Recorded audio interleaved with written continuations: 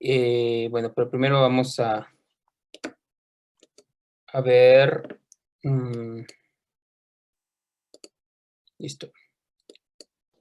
Vamos a revisar lo que es la última de las prácticas en teoría experimentales que se debieron haber realizado, y es la de factores que afectan a la reacción de la polimerasa o a la PCR. Entonces, a ver, chicos, ¿qué recuerdan acerca de esto de la PCR?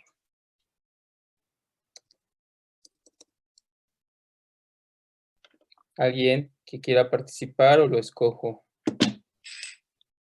Yo, profe. Sí, a ver, Diego. Bueno, la técnica de PCR es una técnica de hibridación en solución que aprovecha el mecanismo de polimerización para fabricar o amplificar una secuencia en específico, para lo cual se utilizan secuencias iniciadoras de la replicación específicas para la secuencia de interés. También se hace uso de desoxinucleótidos, desoxinucleótidos, ¿verdad? Y pues bueno, toda una serie de elementos para llevar a cabo la reacción, como cloruro de magnesio, que es el factor de la enzima polimerasa, que TAC polimerasa no es la única que se utiliza, sino pueden ser otras. Y cada una de las enzimas tiene pues características distintas, como la procesividad, la tasa de error, también, ¿qué más? Ya dije TAC-Pol, primers, nucleótidos, cloruro de magnesio. Ok.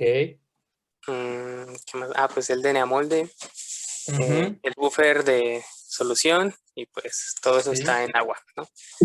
Y la PCR pues tiene tres etapas. Ok. La primera es la etapa de desnaturalización, que tiene bueno, se realiza a una temperatura de 95 grados para separar las hebras de DNA. Ok. Posteriormente, la temperatura de alineamiento depende de los primers, de su temperatura de alineamiento. Y la temperatura de extensión, pues bueno, es para que la TAC polimerasa lleve a cabo el proceso de biosíntesis de la región que se desea amplificar, y por lo general está a 72 grados. Muy bien. Y bueno, un ciclo de PCR o una reacción de PCR requiere de hasta 30 ciclos, y pues creo que esto es lo que podría decir. Ok, bueno, sí, tienes claro el fundamento y las características que se requieren para realizar una reacción de la PCR. Y también, bueno, mencionaste algunos de los elementos que son fundamentales para poder llevar a cabo una reacción exitosa, ¿no? Entonces, a partir de estos factores, pues podemos también tener problemáticas que finalmente, si no tenemos ciertas condiciones o ciertas características, podemos afectar la reacción. Finalmente, recuerden que esto es una reacción enzimática que depende finalmente pues, de todos esos elementos, así como de la actividad de la enzima, y si se ve modificada cada uno de estos elementos, pues finalmente podemos tener problemas, ¿no, chicos? Entonces, como bien lo dijo su compañero Diego, pues como ya lo hemos visto, el creador de esta metodología fue el doctor Karim Mullis, el cual básicamente razonó en su cerebro pues una estrategia que le permitiera procesar una gran cantidad de moléculas de DNA, utilizando pues lo que ya se conocía en ese entonces, que era pues básicamente la actividad que tienen estas enzimas para generar copias y copias o la síntesis básica pues, del DNA, ¿no? Entonces, a partir de ahí, él simplemente lo que comenzó a razonar es finalmente tener los elementos necesarios para poder llevar a cabo esa reacción en un tubo de ensayo, ¿no? En el cual, pues obviamente, como bien lo dijo Diego, pues necesitamos de diferentes elementos que van a ser fundamentales, como es el caso de, pues la secuencia molde, ¿no? ¿Qué es lo que queremos amplificar, ¿no? La secuencia de interés, que finalmente puede ser un gen, que finalmente nos esté involucrando en un diagnóstico, o si queremos obtener la secuencia para otros fines, pues también lo podemos hacer mediante esta metodología, ¿no?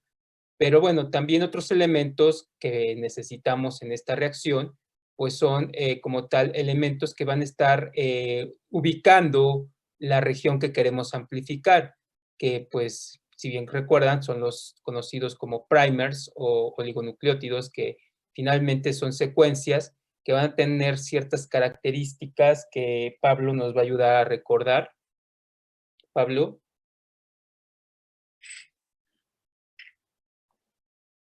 ¿Estás ahí, Pablo?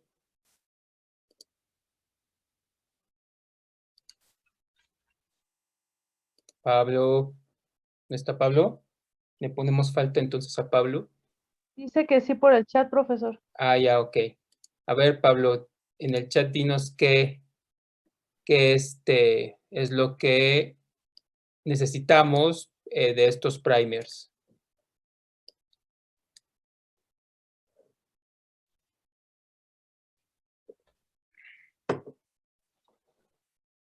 ¿Sí estás ahí, Pablo? ¿O ya te fuiste otra vez?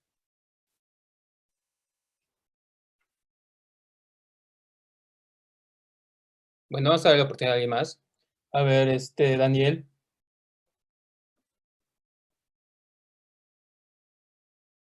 A ver, Daniela.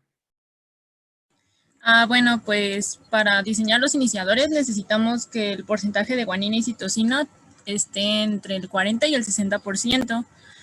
Okay. Preferentemente debe de tener en el extremo 3' una guanina o una citosina. No deben ser complementarias entre sí. Y pues no deben de formar estructuras secundarias estables. Y la longitud se recomienda que sea de 18 a 30 mers o nucleótidos. Ok, muy bien. Sí, son de los elementos más importantes que debemos de considerar. Y bueno, también si mencionaste la importancia de el porcentaje de GCs y que eso va a depender también para qué, Daniela. Porque es importante. Para que pueda hibridar a la temperatura óptima. Ok, para poder calcular con ello una temperatura de alineamiento y con ello poder pues tener esta temperatura que finalmente nos va a ayudar a poder sintetizar nuestra secuencia. Muy bien. Entonces, otro de los elementos que requerimos pues es la materia prima, que como bien lo dijo Diego, pues, son los NTPs, los cuales pues finalmente también requieren de una concentración óptima para poder llevar a cabo el reclutamiento de estos tabiques, digámoslo de esta forma, para que se comience a la polimerasa a unir de acuerdo a lo que está leyendo, ¿no? Finalmente, pues necesitamos también esta enzima. Recording in progress. Tenemos a esta enzima que finalmente, pues como ya lo han dicho, esta enzima es fundamental porque con esta enzima se pudo llevar a cabo el proceso de la PCR, el proceso de PCR, para que finalmente pues se esté llevando a cabo esta reacción, ¿no? ¿Qué característica debe de tener esta enzima? A ver, Raimundo. ¿Por qué es tan importante esta enzima? Ay, perdón, me agarró con el bocado en la boca. Provecho. Gracias. Pues debe de aguantar las temperaturas, más que nada las altas, porque todo se realiza en un mismo tubo. Entonces debe ser termoestable y debe de continuar con su funcionamiento fisiológico. Exacto. Eso es un fundamental, ¿no? Que esta enzima soporte o tenga esta actividad a ciertas temperaturas, ya que recuerden que finalmente la importancia de esta reacción es que vamos a estar jugando con diferentes temperaturas y una es una temperatura alta en la cual pues las proteínas comienzan a experimentar un proceso de desnaturalización, pero pues básicamente esta enzima tiene las cualidades de poder soportar esas temperaturas, ¿no? Y bueno, algo que faltó aquí es otra cuestión que ustedes deben de recordar. ¿Qué nos faltaría aquí, Oscar, en esta reacción? Bueno, que está aquí presente, pero a ver, ¿qué más requerimos? Oscar.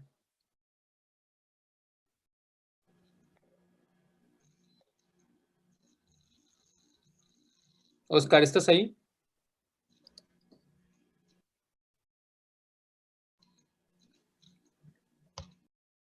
Omar. ¿Puedo? ¿Puedo, profe? Sí, ¿eres Oscar o quién eres? Dani, se necesita controlar la reacción, se necesita, bueno, creo que lo señalaba, es un buffer, una solución buffer que nos ayude a regular el pH o la reacción como tal, enzimática. Uh-huh.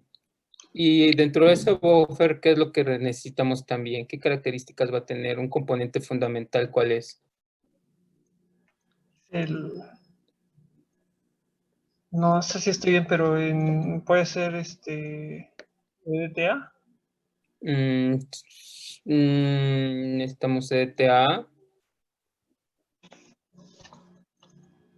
A ver, ¿qué otra cosa, chicos, necesitamos que es fundamental para que esta enzima pueda actuar? El magnesio. El cloruro de magnesio. El cloruro de magnesio, el magnesio, ese cofactor que finalmente ahorita vamos a ver por qué es importante, ¿no? Entonces, Kay Mullis, pues básicamente desarrolló este artefacto, un termociclador, el cual pues simplemente es un sistema en el cual se puede incrementar o disminuir la temperatura bajo ciertas condiciones de tiempo y con ello pues finalmente llevar a cabo la procedencia o la reacción de la PCR, ¿no? En esta caricatura pues representa básicamente el proceso de naturalización, alineamiento y elongación, y como bien lo dijo su compañero, alrededor de 30 y tantos ciclos son los necesarios para poder comenzar a exponencialmente, a finalmente amplificar pues la secuencia que ustedes están llevando a cabo, ¿no? Aquí se muestra pues básicamente un esquema en el cual cuando se realiza una reacción de PCR, generalmente los termocicladores tienen este esquema en donde pues marcan básicamente los diferentes etapas de temperatura, como puede ser la temperatura de desnaturalización, alineamiento y la de síntesis, que es básicamente aquí donde ocurren los 35 ciclos, y que finalmente pues se requiere una etapa de síntesis final, y generalmente pues se lleva a 4 grados centígrados. Entonces, ¿qué recuerdan o para qué es importante tener este tipo de reacciones de PCR? ¿Qué aplicaciones podemos como tal llevar a cabo si hacemos una reacción de PCR? ¿Qué recuerdan? Samantha.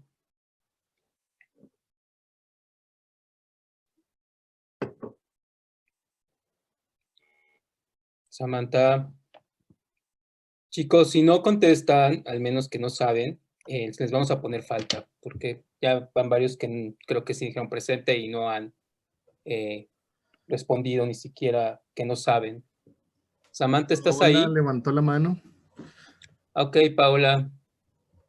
Pues nos permite amplificar un gen en específico y de tal forma que podemos, pues no sé, identificar o dar el diagnóstico de una enfermedad, por ejemplo, de VIH o algo así.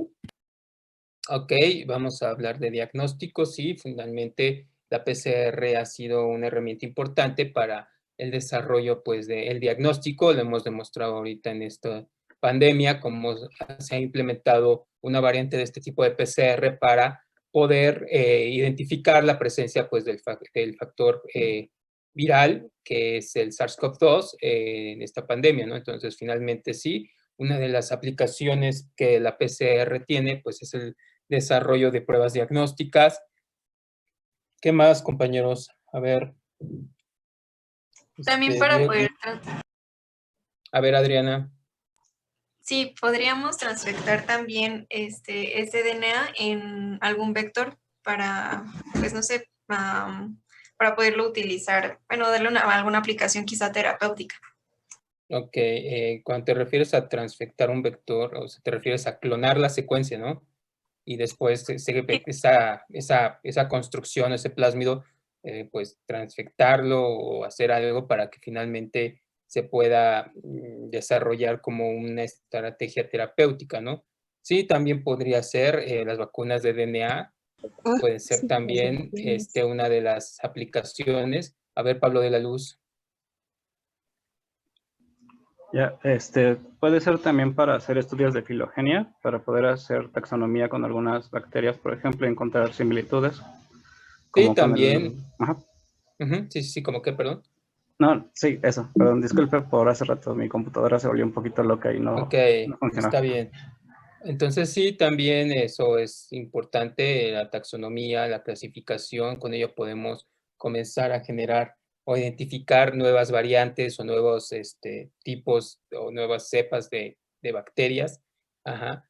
A partir de identificando molecularmente, pues todas las secuencias que finalmente engloban un tipo de microorganismo, ¿no? ¿Quién más quiere participar? ¿También podría ser para pruebas de paternidad? Sí, también las pruebas de paternidad también podrían funcionar como un sistema de PCR, un sistema que pueda, bueno, es una variante también de la PCR. La vimos la clase pasada en la práctica, no sé, también esa metodología podríamos aplicarla para ese tipo de aplicaciones, pero algo más, chicos, que recuerden. La criminalística. La criminalística, exacto, este tipo de nuevas aplicaciones o de finalmente herramientas que pueden de alguna forma apoyar a resolver diferentes cuestiones, digamos, o problemas sociales.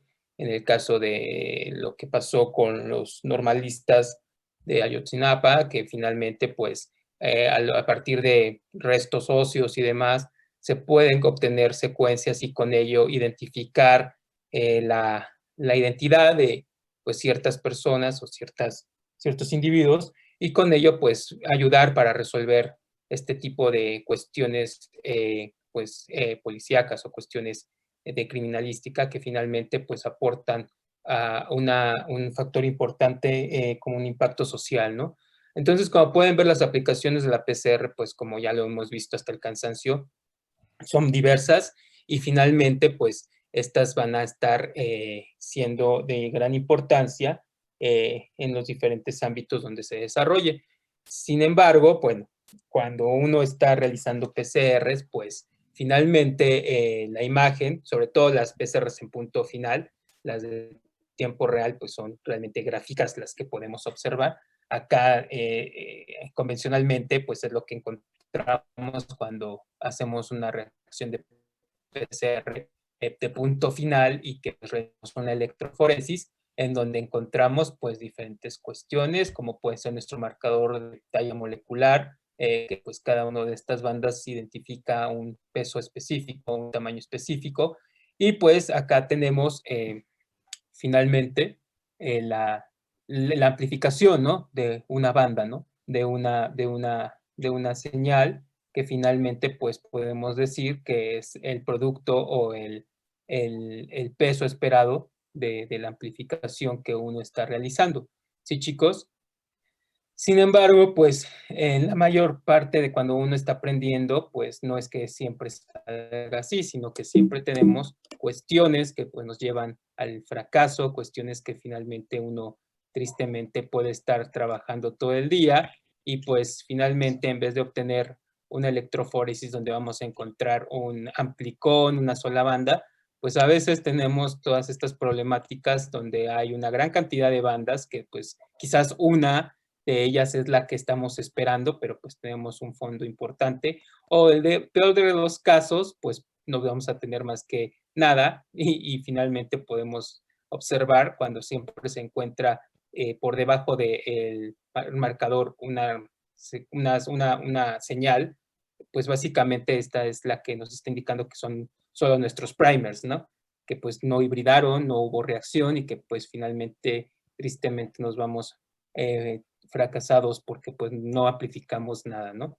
Entonces es importante conocer por qué finalmente podemos tener este tipo de problemáticas, ¿no? ¿Por qué habrá una mayor cantidad de productos o de amplificaciones? ¿O por qué no tenemos una amplificación dentro de nuestra reacción si finalmente estamos agregando todo, diseñamos unos oligos perfectos y finalmente tuvimos esta situación de que pues todo estaba bien, pero no logramos ver ningún producto, ninguna señal. Entonces, pues una de las problemáticas que podemos enfrentarnos es la siguiente. Como bien dijimos, el magnesio es un elemento fundamental para que la enzima pueda llevar a cabo su actividad, y la concentración de magnesio siempre va a ser también fundamental para tener una PCR exitosa, ¿no? Y esto es debido a que lo siguiente, el magnesio, como sabemos, es un cofactor divalente, el cual, pues dentro del centro catalítico de la polimerasa, este va a estar coordinando finalmente esta interacción entre los grupos fosfatos de los nucleótidos que van ingresando para poder coordinar esto y que se lleve a cabo un correcto ataque nucleofílico entre el grupo H y el fosfato del nucleótido que va ingresando para generar pues el enlace fosfodiéster, ¿no? Entonces, finalmente el magnesio va a cumplir esta función. Y pues es obvio que si tenemos magnesio presente en nuestra reacción, vamos a coordinar esto y finalmente pues vamos a poder llevar a cabo el enlace fosfodiéster de la reacción. Sin embargo, ¿qué pasa cuando la concentración de nuestro magnesio cambia?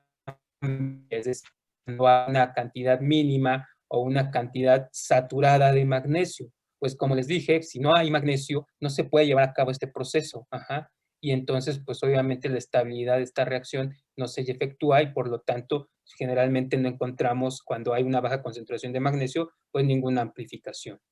¿Y qué es lo que ocurre cuando hay una concentración máxima de cloruro de magnesio? Realmente empieza a haber como tal una actividad mucho más procesiva de la enzima por la cantidad excesiva de magnesio que puede generar este tipo de interacciones moleculares y con ello pues comenzar ahora a la que la polimerasa empiece a amplificar secuencias de manera inespecífica o empiece como tal a generar errores que puedan finalmente servir como una especie de moldes que puedan finalmente amplificar de manera inespecífica pues la secuencia y ahora lo que encontramos es una gran cantidad de estas amplificaciones que pues realmente lo que es simplemente son secuencias inespecíficas.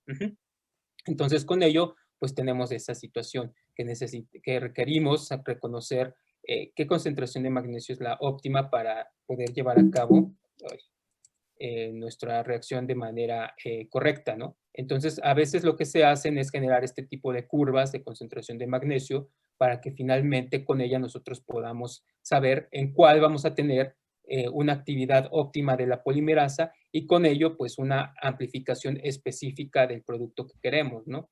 A veces, aunque juguemos con la mayor cantidad de concentraciones o de la curva de magnesio, pues muchas veces no se puede llevar a cabo la limpieza o la especificidad, pero podemos enriquecer mucho más nuestro producto esperado, ¿no? Y con ello, pues finalmente, si vemos que hay un enriquecimiento mejor de nuestro producto, pues con eso podemos decir que efectivamente está mejorando nuestra reacción.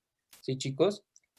Entonces, este es uno de los factores que podemos estar teniendo problemáticas en la cuestión de la reacción de PCR. La siguiente, pues, es la concentración de los primers. También los primers pueden meternos ruido para poder llevar a cabo este proceso de PCR. Y es que también los primers van a tener cierta concentración y en la cual nosotros tenemos que comenzar a hacer a veces también una curva de concentración de primers para poder llevar a cabo una amplificación óptima del producto, ¿no? Y es que lo que pasa cuando incrementamos la concentración, hay un exceso de primers, nosotros podemos observar lo siguiente. Como les comenté, cuando hacen su electroforesis y comienzan a observar ya la parte final de su electroforesis, aquí podemos identificar que es simplemente pues, la presencia de los primers, ¿no? Cuando están por acá arriba ya estamos hablando de amplificación o de productos que se están sintetizando por la reacción, pero lo que estamos encontrando por debajo del peso del marcador de peso molecular, pues ya son los primers que finalmente podemos ver. Por ejemplo, acá se hace una curva de diferentes concentraciones de los primers, de 10 a 100 micromolar, 1, 2, 3, 4. Y como podemos ver en las más saturadas de 50 o 100 micromolar, hay una mayor cantidad de estos primers, a diferencia de lo que tenemos a las concentraciones menores. Y lo que podemos observar también es cómo conforme incrementa la concentración de los primers, pues finalmente también podemos comenzar a ver una especie de productos de PCR no específicos, finalmente de amplificación no específica, por esa acumulación de primers que pueden finalmente comenzar a asociarse de manera inespecífica a nuestra secuencia molde y con ello comenzar a amplificar estos productos que finalmente pues no son lo que queremos, ¿no? En donde pues finalmente en este experimento necesitaban encontrar un producto de aproximadamente 259 pares de bases, que es lo que estamos viendo aquí. Como podemos ver a 10 micromolar, pues ya estamos viendo una amplificación un poco limpia, todavía sería un poco de fondo, pero si se lo comparan con las otras concentraciones, pues sí se ve una mayor especificidad en la concentración número 1, ¿no? Entonces Profe, también, ¿sí? cuando hablamos de concentraciones de primers, ¿nos referimos a la cantidad de primers o qué tan grande es el primer? No, nos referimos a la concentración, cantidad, por decirlo así. La concentración que tiene tu primer, en este caso estamos hablando de micromolar, no del tamaño. El tamaño puede también, no estoy tan seguro si puede influir finalmente en la reacción, pero lo que estamos hablando aquí es la concentración de los primers, no el tamaño. Ok. Entonces, como les menciono, es importante generar esto para saber qué concentración es la óptima, y con ello, pues, no tener estas amplificaciones o productos no específicos que finalmente, pues, meten ruido a su desarrollo de su prueba de PCR, ¿no? Entonces, siempre es importante considerar también la concentración de los primers para poder tener una amplificación óptima y limpia, ¿no? Finalmente, pues también tenemos algo fundamental para poder llevar a cabo una reacción de PCR óptima, y es la concentración, o sea, la cantidad, concentración de DNA molde que vamos a utilizar, que es una de las problemáticas también que muchas veces nos enfrentamos cuando estamos estandarizando una reacción de PCR, ¿no? Finalmente, cuando uno comienza a hacer sus pruebas, pues empieza a veces empíricamente solo a poner pues cierto volumen del DNA molde y a veces ni siquiera se cuantifica o sí se cuantifica finalmente, ¿no? Y entonces, pues, así como jugándole, vamos a poner 5 microlitros de nuestro DNA molde para saber qué encontramos, ¿no? Y entonces es cuando a veces no amplifica. Y a pesar de que ya hemos realizado nuestra curva de magnesio, ya hemos realizado finalmente, pues, nuestra también curva de primers y demás, o concentración de los primers, y vemos que no amplifica, finalmente quizás una de las problemáticas sea la cantidad de DNA que estamos ocupando para poder llevar a cabo nuestra reacción. Entonces, eso es una parte fundamental para saber pues que nuestra PCR está funcionando de manera correcta, ¿no? Acá podemos ver cómo cuando estamos agregando una cantidad mínima de nuestro DNA molde, pues cómo conforme va incrementando, estamos viendo cómo la señal o el producto de PCR también comienza a incrementarse, ¿sí, chicos? Entonces, esa es otra parte fundamental, saber que tenemos DNA molde en nuestra reacción para poder llevar a cabo nuestro proceso de síntesis por PCR. Finalmente, otra de las características que debemos de considerar, pues es la especificidad de los primers, ¿no? Que esa es otra de las cuestiones que a veces no consideramos cuando estamos comenzando a realizar o estandarizar una reacción, ¿no? Y es que, pues, eso es fundamental, ¿no? Por ejemplo, ahorita cuando comenzaron el proceso de la pandemia y demás, pues sabían que era un coronavirus, ¿no? Pero bueno, era un coronavirus, pero ¿y qué tipo de coronavirus es? Porque finalmente existe dentro de los coronavirus alrededor de, no sé, 5 géneros y dentro de esos 5 géneros tenemos diferentes grupos y familias y demás, ¿no? Entonces, obviamente se comenzó pues a generar la secuenciación de cada uno de los genomas de estos coronavirus para saber realmente a qué se parecían y con ello comenzar a generar juegos de primers que finalmente pues los llevaran a comenzar a identificar pues qué tipo de coronavirus era, ¿no? Entonces, a partir de ahí se comienzan pues a generar este tipo de especificidad de los primers.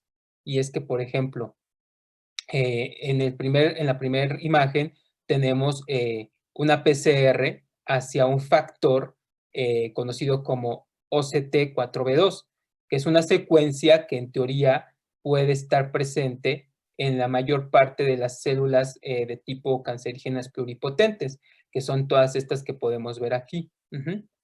¿Sí lo pueden ver? Entonces, aunque a pesar de que todas estas líneas son pluripotentes y tumorales, digámoslo de alguna forma, el factor OCT4B2 pues no puede estar expresándose en todas. Por ejemplo, en las células HeLa podemos observar que no hay amplificación y, por ejemplo, en la que se encuentra al lado, estas 132.1N1, podemos ver que está expresado fundamentalmente o muy, muy fuerte en esta línea celular. O, por ejemplo, acá en la sangre de cordón, se logra ver algo ahí, pero no es tan claro como en el caso de esta línea celular conocida como HepG2, que es una línea celular de hepatoma o hepatocarcinoma, y que finalmente pues también está expresándose esta secuencia, ¿no? Entonces, eso es importante, ¿no? Es importante conocer qué es lo que queremos identificar y a partir de ahí saber las secuencias para poder diseñar de manera específica estos primers, ¿no? Es decir, no solamente porque tenemos unos primers que van a identificar, pues no sé, a una Escherichia coli no uropatogénica, pues nos van a servir para finalmente identificar E. coli uropatogénicas, ¿no? Sí lo podemos hacer si sabemos o identificamos una secuencia blanco, como es el siguiente ejemplo. Acá tenemos también una PCR para tipificar a cierto tipo de organismos, en donde, bueno, tenemos el gen específico de especie, que en este caso, como podemos ver, acá tenemos a BFF y R, acá tenemos a BFAF y acá tenemos a BCF. Entonces, esta secuencia es específica para este género, digo, para el tercer género. La del medio solamente es específica para el segundo género y la de hasta arriba solo es específica para este género, para el primer género. Sin embargo, nosotros podemos identificar también secuencias que estén presentes en todos estos tres géneros, como es el caso de la secuencia ITC1 y ITC4, que va a estar presente, en cada uno de estos tres géneros. Y con ello, pues ahora sí tener estos primers que son específicos de género, pero tenemos también aquellos que son individuales para cada uno de los géneros, ¿no? Entonces, con ello, pues también debemos de considerar esa especificidad de los primers, ¿no? Saber qué es lo que queremos encontrar para diseñar correctamente los primers y con ello, pues que estos primers realmente solamente reconozcan la secuencia que nosotros estamos interesados, ¿sí, chicos? Entonces, con estas cuestiones, pues el objetivo de la práctica era determinar el efecto que tiene la concentración de DNA molde, también la concentración de magnesio, así como la especificidad de los iniciadores en la PCR. Y bueno, los equipos iban a tener diferentes funciones. El equipo 1, 2 y 3 y 4 también iban a trabajar con diferentes concentraciones de magnesio, como lo podemos ver aquí en la tabla número 1, en donde tenemos las diferentes concentraciones de magnesio, ¿sí? Acá tenemos representado por el volumen, que se iban a agregar a cada una de las reacciones. El equipo 5, 6 y 7, ellos iban a trabajar con, como tal, la concentración de el DNA molde. Entonces, con ello se iban a trabajar. Aquí tenemos las tablas otra vez, con las cuales se iban a trabajar. Tenemos el DNA concentrado y 2 diluciones diferentes y un control negativo para saber que todo estaba funcionando adecuadamente. Y finalmente, el equipo 3, 7 y 8 iban a trabajar con las secuencias de la especificidad de los iniciadores, al estar ocupando unos iniciadores y probarlos con DNA de Staphylococcus aureus y los tipos de micobacterias, Smegmatis y Celatum. Entonces, con ellos se iba a poder identificar cómo estaban funcionando pues la especificidad que tienen estos primers hacia los diferentes DNA que se iban a ocupar. Entonces, básicamente esto era lo que consistía la práctica.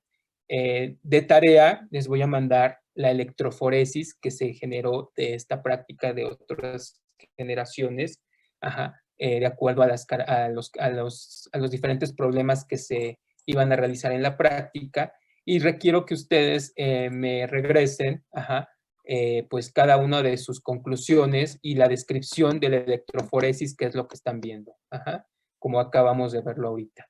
Estamos viendo que hay una amplificación,